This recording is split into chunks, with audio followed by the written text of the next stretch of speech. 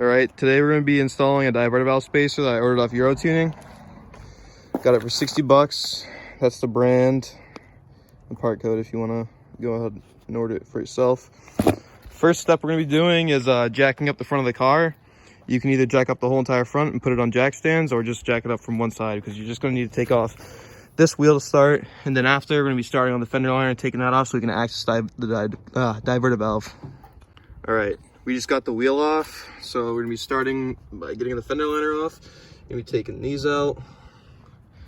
Looks like we got some Torx bits, and right now I'm just working with some Torx bits from my Craftsman set.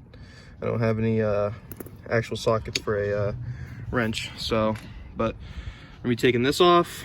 These couple bolts I can see so far, that one too, that, and yeah, we have to get right there so we can access the diverter valve. So I'll see you guys when I get it off. All right, we removed all the Torx bits. It's actually a T20. This last one right here. Decent amount of them all over the inside of the fender well. Nothing hard though. So the last one right here, then we're gonna take it out and start getting our last part. All right, so I accidentally missed some of the bolts. You're gonna have a couple under here that's on the skid plate, and then after that it should be good to come off.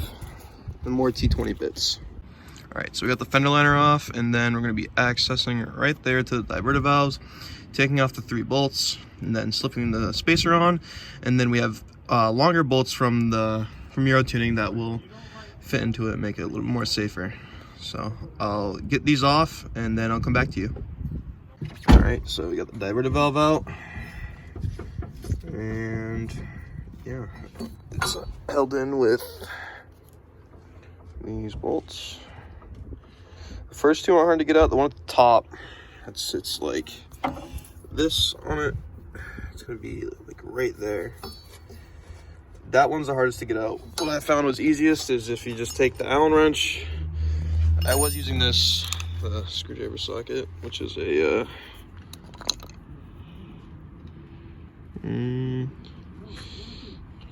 focus 316.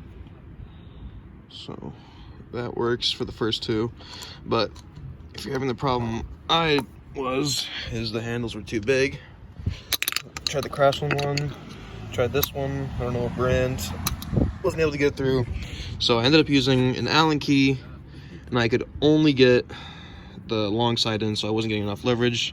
So instead of hurting your hand, you can just turn it like that. It takes a little bit, it's pretty annoying, but I have the diverter valve on. Now it's time to put the spacer on, and then let you know when we get that mounted up.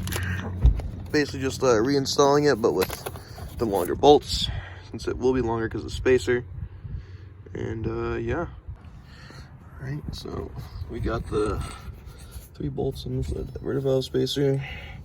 As you can see, 1, 2, and 3 on the top.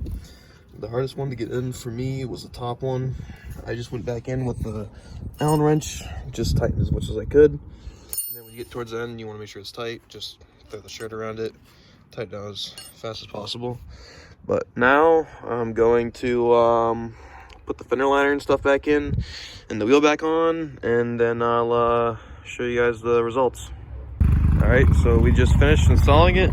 Now let's get some sound clips.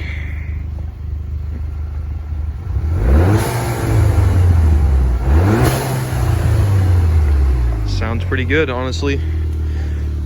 For a $60 mod, you can't get much better than that. But that's how you install that, guys.